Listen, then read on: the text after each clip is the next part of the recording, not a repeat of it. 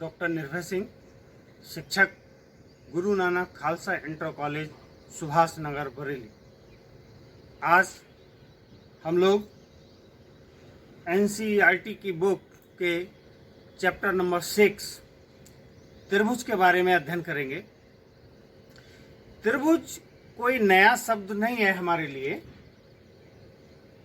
त्रिभुज को हम 9th में भी पढ़ चुके हैं। तो त्रिभुज का मतलब, जैसा कि इसके नाम से हमको पता लग रहा है, तिर का मतलब 3 और भुज का मतलब भुजाएं, यानी कि 3 भुजाएं वाली जो आकृति होती है उस आकृति को हम त्रिभुज कहते हैं। लेकिन हम देखें, ये 1, 2 और 3, ये 3 भुजाओं की जो आकृति हो गई, इसको हम त्रिभुज कहेंगे। लेकिन इसी प्रकार अगर हम देखें 1, 2, 3, लेकिन इसे हम जो ये आकृति है इसमें भुजाएं तो 3 हैं, लेकिन ये आकृति त्रिभुज नहीं कहलाई। तो यहाँ पे हमें समझने की ये जरूरत है। हम जानते हैं, लेकिन फिर भी चूंकि 9th में पढ़ चुके हैं, लेकिन जो 9th में हमने अध्ययन किया है त्रिभुज के बारे में, वो यहाँ 10th में भी बहुत उपयोगी साबित होगा। और जब हम एक्सरसाइज में दिए हुए प्रश्नों को हल करेंगे तो जो गुण त्रिभुजों के हमने 9th में पढ़े हैं उनका यहाँ पे भी उपयोग होगा। इसलिए हम साथ साथ पिछले का जो भी हमने पढ़ा है, ऐसा नहीं है कि जिसने नहीं पढ़ा है पिछले का तो अब वो पढ़ाया नहीं जाएगा, क्योंकि हम समझ लें यहाँ त्रिभुज के गुण जो दे रखे हैं हमारे, उन्होंने समझने के लिए पहले जो पिछला हमने पढ़ा है वो हमें पूरा आना चाहिए, हमको उसकी जानकारी होनी चाहिए। इसलिए हम पिछले का थोड़ा सा रिवाइज करते हैं कि त्रिभुज, यहाँ हम देख रहे हैं कि 3 भुजाएं तो हैं, त्रिभुज है। यहाँ पे भी 3 भुजाएं हैं, लेकिन ये त्रिभुज नहीं है। तो हम यहाँ देखेंगे कि वह आकृति जिसमें 3 भुजाओं के साथ साथ 3 कोण भी होते हैं, वो आकृति त्रिभुज कहलाती है। यहाँ देखें, हम 1 और 2, तीसरा कोण नहीं है, इसलिए ये आकृति को हम त्रिभुज नहीं कहेंगे। यहाँ पे ये बात एकदम स्पष्ट हो जानी चाहिए। अगर हम सरल भाषा में बात करें तो वह आकृति जो 3 भुजाओं से घिरी होती है त्रिभुज कहलाती है। अब हम इससे आगे की बात करेंगे। जो हमने कक्षा 9 में पढ़ा था, हमने कक्षा 9 में क्या पढ़ा था? हमने कक्षा 9 में पढ़ा थी त्रिभुजों की सर्वांग समता। सर्वांग समता से अगर हम देखें तो जैसा कि इसके नाम से हमें क्लियर हो रहा है, सर्व का मतलब सभी, अंग का मतलब अंग, समता मतलब समान। यानी कि अगर हम ये बात करें, सभी अंग और समता से बनेगा हमारा समान। यानी कि अगर हम सीधी सीधी भाषा में अगर देखें तो सर्वांग समता का मतलब हो गया सभी अंग समान। ये सर्वांग समता हमने कक्षा 9 में त्रिभुज में पढ़ी थी। और क्या पढ़ा था हमने? कब सब अंग समान होते हैं, कब हम 2 त्रिभुजों को सर्वांग सम कहते हैं। अच्छा, एक चीज और, यहाँ सर्वांग समता हम किस में बताएंगे? किन्हीं 2 त्रिभुजों में बताएंगे। उदाहरण के लिए अगर हम कहें तो ये कोई हमारे 2 त्रिभुज हैं।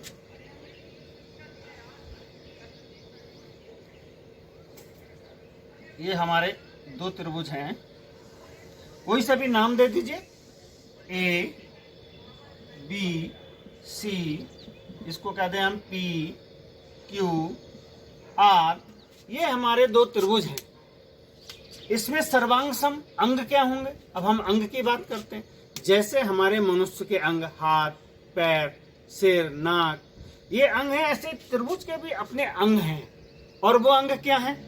आप समझिए, ये भुजा और कोण, ये त्रिभुज के अंग हैं।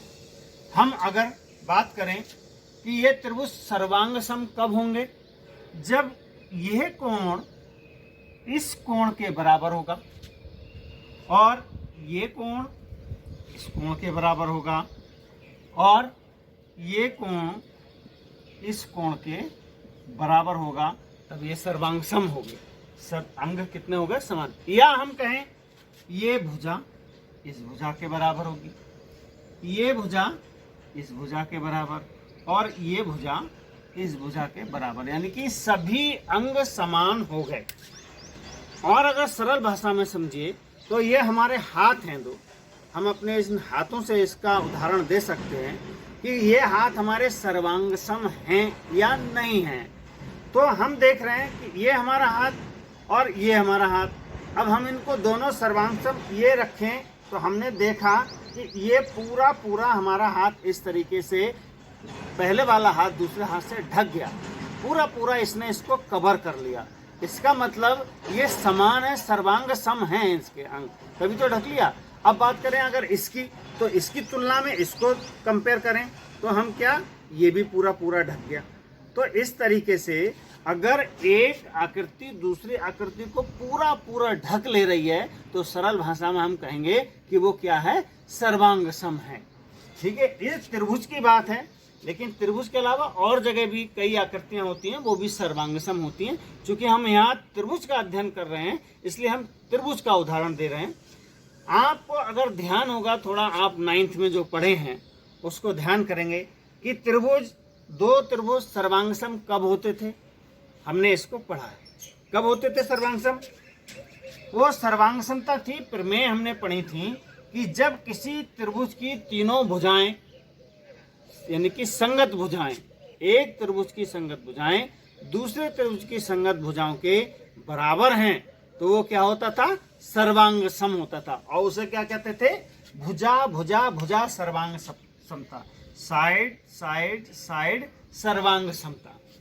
इसी तरीके से हमने क्या देखा था, यदि किसी त्रिभुज के तीनों कोण दूसरे त्रिभुज के तीनों कोणों के बराबर हैं तो हम क्या कहते थे, वहां पे कोण कोण कोण यानी एंगल एंगल एंगल सर्वांग समता। इस तरीके की और भी सर्वांग समताएं हैं जो हमने कक्षा 9 में पढ़ी थी और समझी थी अच्छे से प्रमेय के माध्यम से, और उन पर आधारित प्रश्नों को भी हमने हल किया था।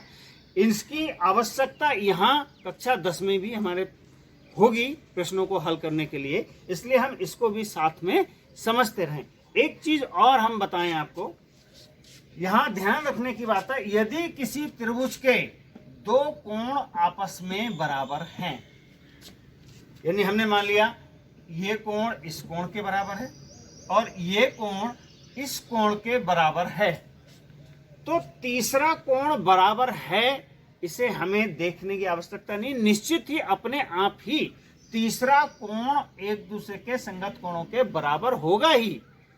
उस पर हमें ज्यादा ध्यान देने की कि भाई दो हमने कहा तीसरा, लेकिन ये आप मान लीजिए, क्यों, त्रिभुज के तीनों कोणों का योगफल 180 डिग्री होता है। अब दो कोण आपस में बराबर हैं तो तीसरा निश्चित अपने आप में वो बराबर ही होंगे, इस पे हमें बहुत ज्यादा विचार करने की जरूरत नहीं है। अब हम कक्षा 10 की बात करते हैं।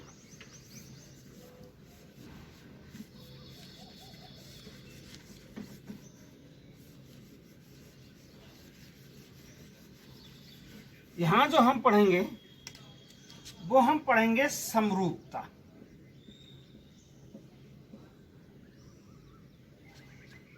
समरूपता यानी कि कक्षा 10 में त्रिभुजों का जो समरूपता का गुण है, इस गुण का हम अध्ययन करेंगे। समरूपता का मतलब है, सम मतलब समान, रूप का मतलब रूप, यानी कि समान रूप वाली आकृतियों को हम समरूप आकृति कहते हैं। उदाहरण के लिए अब आप समझिए समरूपता क्या होती है, बड़े सरल भाषा में जो हम दैनिक जीवन में अपने भी प्रयोग करते हैं। दो भाई जा रहे हैं और क्या कहेंगे हम उसको, अगर उनके चेहरा एक जैसे हैं, देखने में उनके फीचर्स एक जैसे लगते हैं, तो हम क्या कहते हैं, ये बिल्कुल अपने भाई की तरह लगता है। या कोई माँ और बेटी हैं तो हम उनको देखेंगे और क्या कहेंगे, अरे ये तो बिल्कुल आपकी तरह है। तो समरूपता में यहाँ से अंतर समझने का प्रयास करेंगे हम। समरूपता का मतलब अंग समान नहीं होते हैं।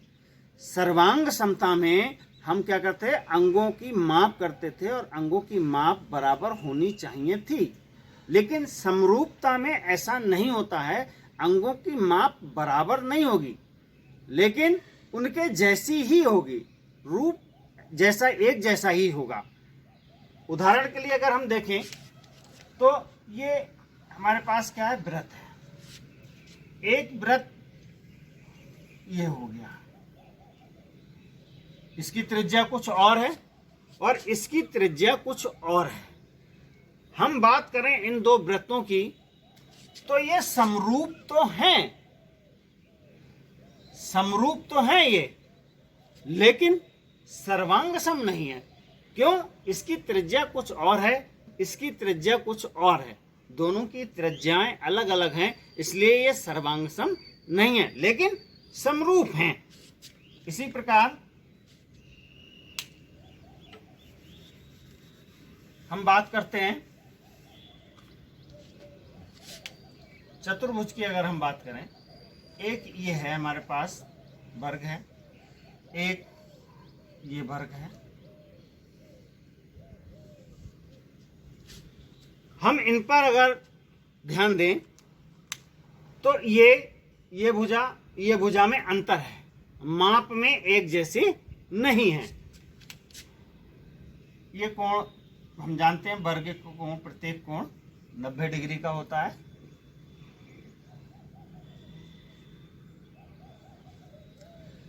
तो हम देख रहे हैं कि अगर भुजाओं को मापेंगे तो भुजाओं की माप बराबर नहीं है, कोण बराबर हैं, इनके कोण इनके बराबर हैं आपस में, क्योंकि वर्ग के सभी कोण 90 डिग्री होते हैं, लेकिन भुजाएं जो हैं वो बराबर नहीं है। तो यानी कि ये सर्वांग सम तो नहीं है, लेकिन समरूप हैं। लेकिन अब हम अगर बात करें कि इसको हम अपनी गणित की भाषा में सिद्ध करना होगा, चूंकि हमें कुछ ना कुछ तो ऐसा नियम कुछ बनाना पड़ेगा जिससे कि जैसे हम सर्वांग समता के लिए हमने बनाया कि भुजाएं बराबर हैं, कोण बराबर हैं, या दो भुजा एक कोण बराबर है, इसी तरीके से अगर हम समरूपता की बात करें तो हम क्या देखेंगे, हम यहाँ देखते हैं इसके लिए दो कंडीशन हमारे पास आएंगी, यानी कि सभी सर्वांग सम आकृतियां समरूप होती हैं। और वो कब समरूप होती हैं, इसकी दो कंडीशन है। ये देखिए कब समरूप होंगी ये, जब संगत भुजाएं समानुपाती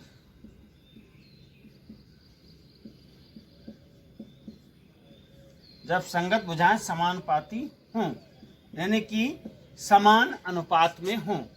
दूसरी क्या कंडीशन है इसकी, उनके संगत कोण बराबर हो।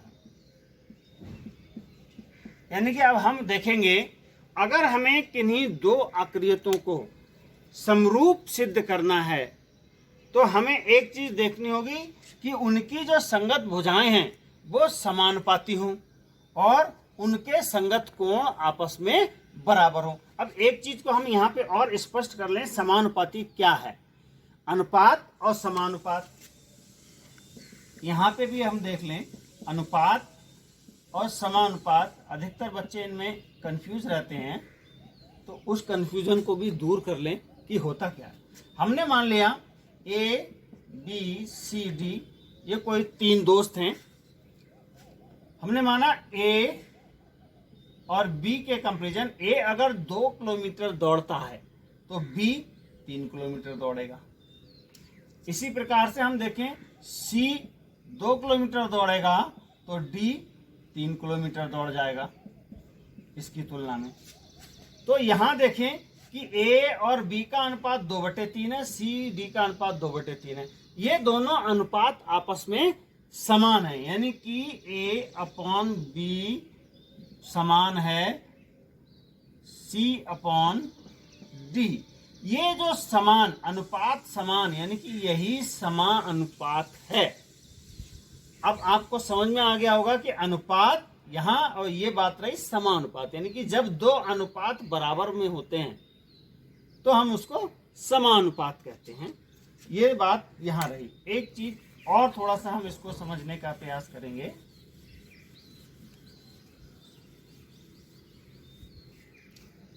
हम देखें कि ये दो वृत्त हमने लिए,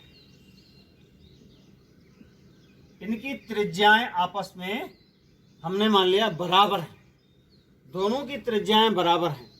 तो ये त्रिज्याएं जो कि बराबर हैं तो ये सर्वांग सम हुए, और सर्वांग सम के साथ साथ ये समरूप भी हैं। अब हम दो और वृत्त ले लें। एक वृत्त ये और एक वृत्त इससे बड़ा हमने ले लिया ये। अब ये हमारे पास दो वृत्त हैं, इनकी त्रिज्याएं अलग अलग हैं, इसकी त्रिज्या भिन्न भिन्न है। तो ये समरूप तो हैं लेकिन सर्वांग सम नहीं है। इसी तरीके से अगर हम बात करें, ये त्रिभुज है और एक त्रिभुज हमने ये ले लिया, तो हम यहां देखेंगे ये त्रिभुज ये भी है, ये भी त्रिभुज है। तो ये त्रिभुज सर्वांग सम तो नहीं है, समरूप हो सकते हैं। तो यहां एक चीज हम बता दें कि दो आकृतियां समरूप, ये सर्वांग सम भी हैं, समरूप भी हैं। लेकिन ये अगर यहां इन दो वृत्तों की बात करें तो सर्वांग सम तो हैं लेकिन समरूप नहीं है, सॉरी समरूप हैं लेकिन सर्वांग सम नहीं है। ये समरूप भी हैं, सर्वांग सम भी हैं। ये सर्वांग सम नहीं है क्योंकि इनकी त्रिज्या अलग अलग हैं लेकिन समरूप हैं। तो हम कह सकते हैं इस प्रकार कि जितनी भी सर्वांग सम आकृतियां होंगी, यानी कि जो सर्वांग सम है वो समरूप तो होंगी, लेकिन ये जरूरी नहीं है कि समरूप आकृति सर्वांग सम हो। एक बार पुनः ध्यान से सुन लीजिए, जितनी भी सर्वांग सम आकृतियां होंगी वो समरूप तो होंगी, लेकिन जो समरूप आकृतियां हैं उनके लिए यह आवश्यक नहीं है कि वो सर्वांग सम हो। ये बात यहां ये रही। और समझने के लिए हम कुछ कर सकते हैं, जैसा कि हमने ऊपर दो बिंदु हमने निकाले कि कोई भी आकृति समरूप कब होगी, उसके लिए हम एक दो उदाहरण के लिए देखते हैं। अगर हमारे पास ये दो त्रिभुज हैं, कोई से भी त्रिभुज ले लीजिए, इसकी भुजाएं कुछ बड़ी हो सकती हैं। हमने इसको नाम दे दिया ए बी सी और ये हो गया पी क्यू आर।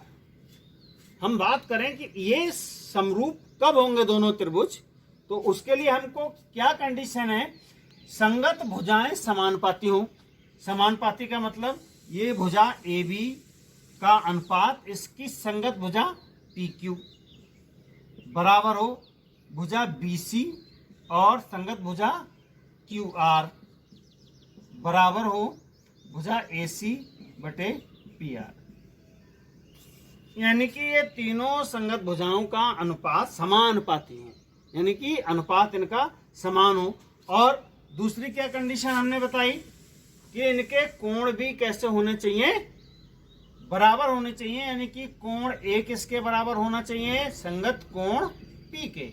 इसी प्रकार कोण बी किसके बराबर होना चाहिए, संगत कोण क्यू के। और कोण सी बराबर होना चाहिए संगत कोण आर के। ये हमारी यहाँ से कंडीशन रहेंगी।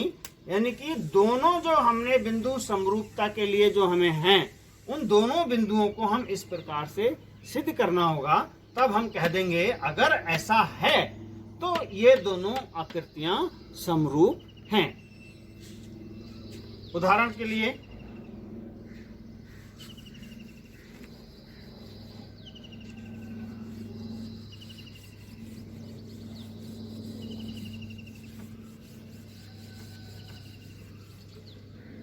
हम देखें, हमारे पास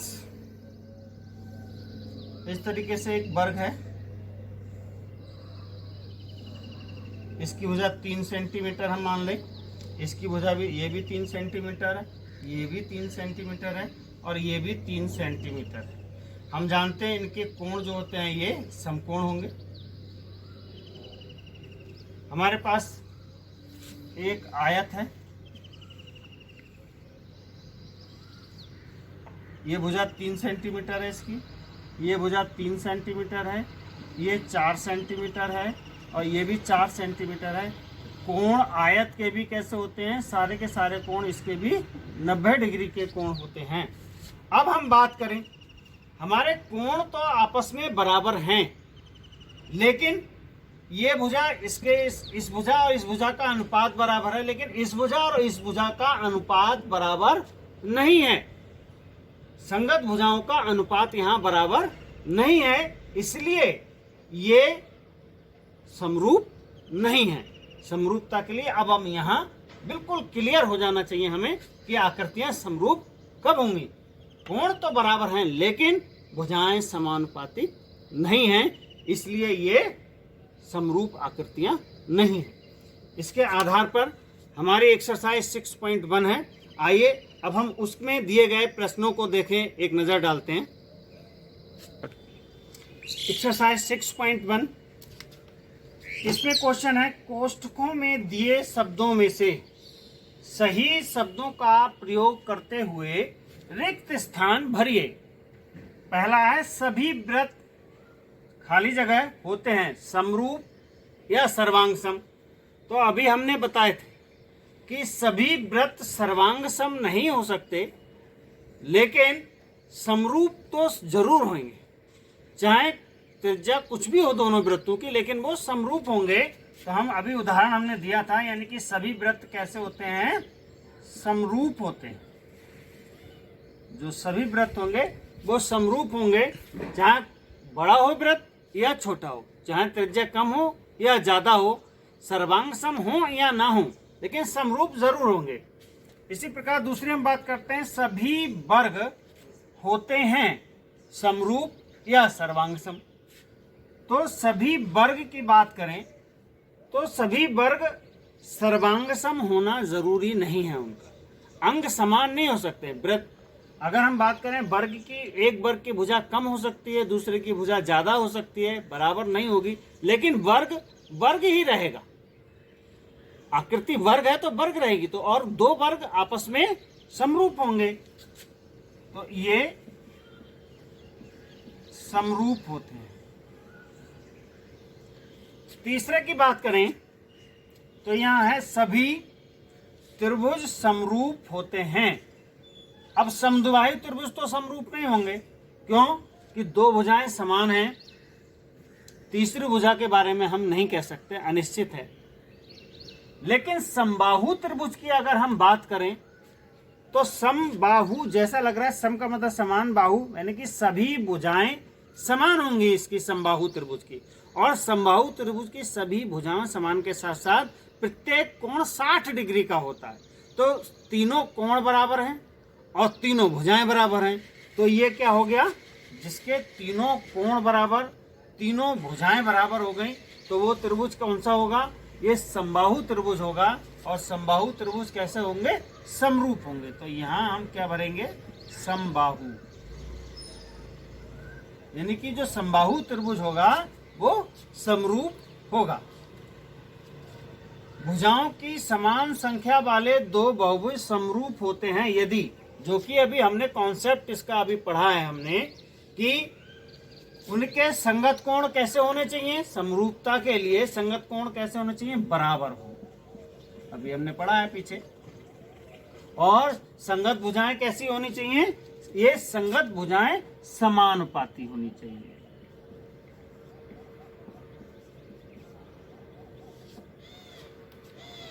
यानी कि भुजाओं की समान संख्या वाले बहुभुज समरूप होते हैं। नंबर 1, संगत कोण बराबर हो, और नंबर 2, उनकी संगत भुजाएं समानुपाती हो।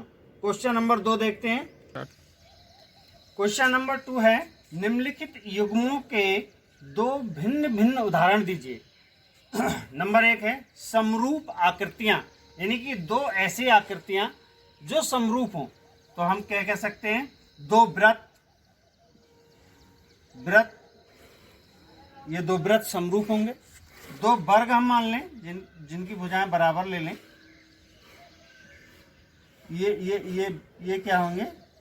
ये दो आकृतियां ऐसी होंगी, दो वर्ग ले लें, दो वृत्त ले लें, ये समरूप आकृतियां हैं।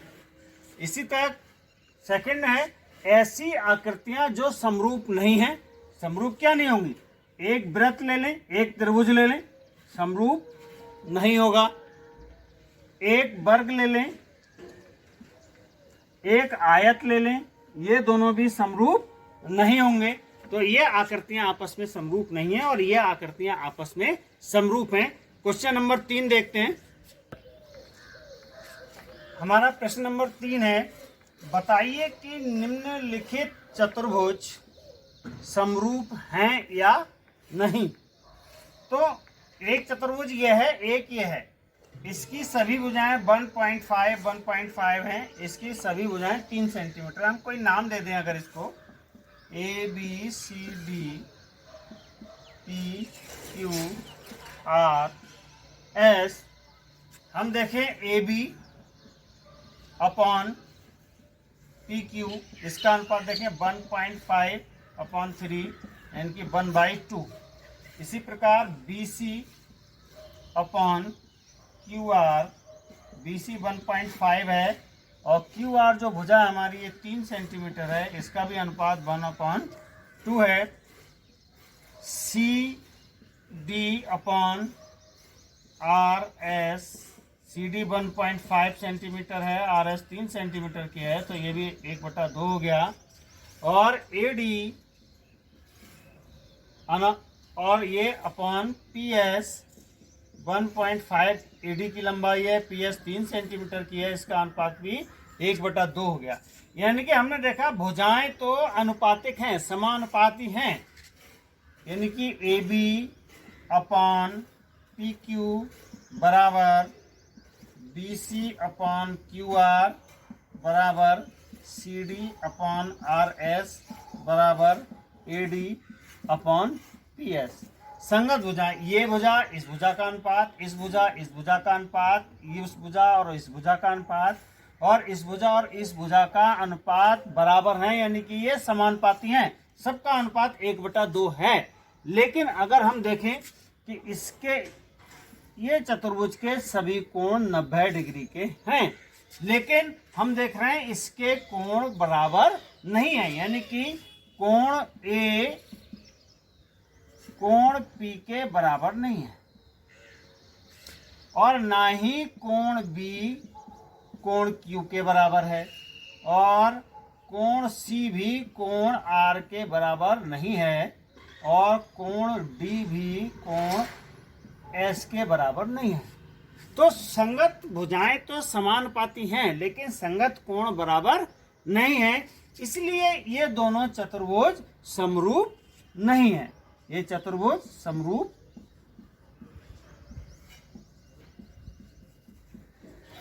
नहीं है। ये दोनों चतुर्भुज समरूप आपस में नहीं है। अगर इनके कोण भी बराबर होते तब ये दोनों समरूप होते। आज के लिए इतना ही। Thank you.